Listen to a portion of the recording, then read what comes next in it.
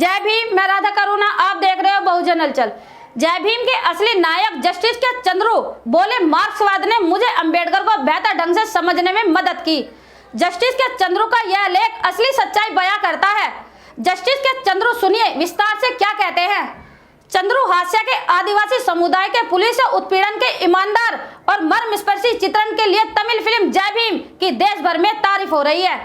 यह courtroom drama वास्तविक मुकदमे पर आधारित है।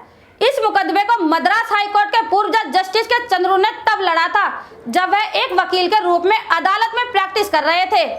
अब इस फिल्म की सफलता ने सभी का ध्यान जस्टिस चंद्रू की ओर खींचा है। खास बात यह है कि जस्टिस चंद्रू की सक्रियता और प्रगतिशील निर्णयों के लिए जाने जाते हैं। आपको बता दें कि जय भीम फिल्म लोकप्रिय होने के बाद जस्टिस चंद्रू ने कई इंटरव्यू देकर अपने जीवन संघर्ष पर प्रकाश डाला है। उनका कहना है कि मार्क्सवाद ने मुझे अंबेडकर को बेहतर ढंग से समझने में मदद की। जस्टिस चंद्रू का कहना है, जैसे कि फिल्म की शुरुआत में दिखाया गया है, यह पुलिस हिरासत में राज कन्नू की मौत के वास्तविक मामले पर आधारित है। वह इरोलत जनजाति से नहीं था, वह कुरवा समुदाय से संबंधित था। निर्देशक ने फिल्म में पीड़ितों को इरोलत समुदाय के प्रतिनिधि के रूप में पेश किया है। साथ ही बाहरी लोगों के लिए उनकी जीवन शैली, भोजन की आदतों, आवास आदि का चित्रण किया है।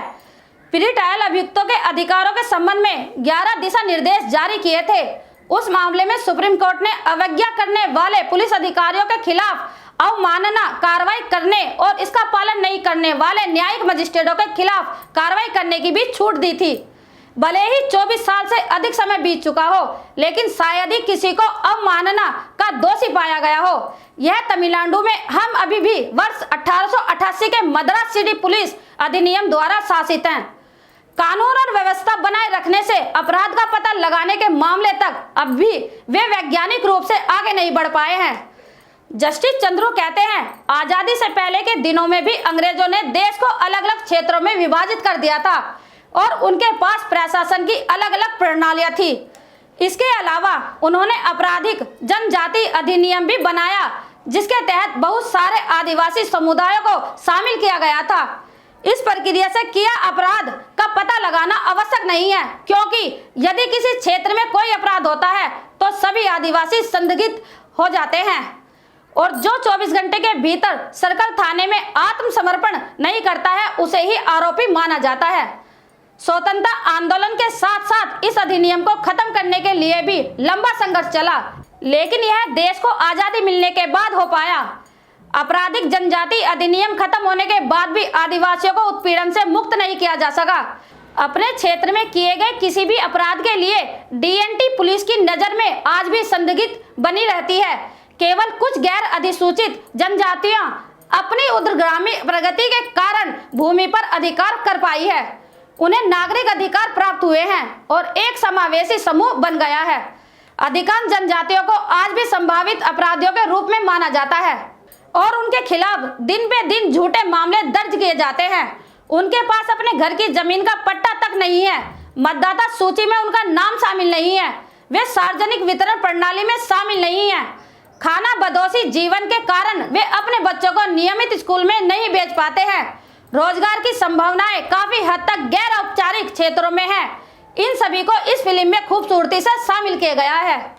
हालांकि वे जेल से रिहा हो गए थे, पुलिस कर्मियां उन्हें अपने क्षेत्रों के अन्य अनुसुलझे अपराधों में पकड़ने के लिए प्रतीक्षा कर रहे थे। इसलिए जो आवश्यक है वह है पुलिस बल। व्यवहारिक परिवर्तन और अपराध का पता लगाने के लिए उन्नत वैज्ञानिक तकनीकों का उपयोग करना।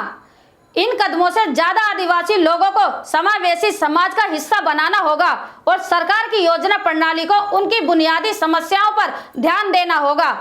पुलिसकर्मी उन्हें अपने क्षेत्रों के अन्य सुलझे अपराधों में बुक करने की प्रतीक्षा कर रहे थे।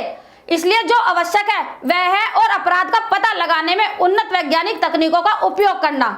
साथ ही आदिवासी लोगों को समावेशी समाज का हिस्सा बनाना होगा और सरकार की योजना प्रणाली को उनकी बुनियादी समस्याओं पर ध्यान देना होगा। आपको बता दें कि जस्टिस चंद्रू के मुताबिक निश्चित रूप से जय भीम जैसी फिल्म पुलिस बल और अदालती व्यवस्था को समझने में उनकी मदद करेगी। एनकाउंटर स्पेशलिस्ट पुलिस के महिमा मंडन का कारण काफी हद तक न्याय वितरण प्रणाली में देरी है।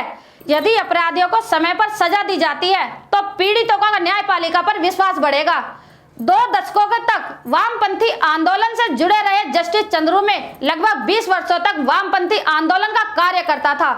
मैंने एक छात्र कार्यकर्ता, पूर्णकालिक कार्यकर्ता, ट्रेड यूनियन कार्यकर्ता और एक पार्टी कार्यकर्ता के रूप में कार्य किया। राजनीतिक गतिविधियों से मैंने जो अनुभव प्राप्त किया उसने मुझे व्यवस्था की पर्याप्त समझ दी, जिसने मुझे एक वकील और एक जज के रूप में कार्य करने की पर्याप्त समझ दी थी। मुझे नहीं लगता है कि राजनीतिक लोकतंत्र में कोई भी अराजनीतिकी हो सकता है। राजनीतिक लोकतंत्र को मजबूत करने के लिए राजनीति की सही समझ एक आवश्यक आधार है। अगर एक वकील राजनीति को समझता है तो उसके लिए कानून के कामकाज और कानून को संचालित करने वाली राजनीतिक मशीनों को समझना आसान होगा। इसी तरह एक जज को राजनीतिक स्थिति से अनभिज्ञ है, कई मामलों में विशेष रूप से पृष्ठभूमि की स्थिति पर उसके गुमराह होने की संभावना है। जस्टिस चंद्रू का यह लेख काफी वायरल हो रहा है। आपकी इस पे क्या राय है? कमेंट्स बॉक्स में जरूर लिखें। मैं राधा करुणा, आप देख रहे थे बहुजन हलचल। धन्यवाद।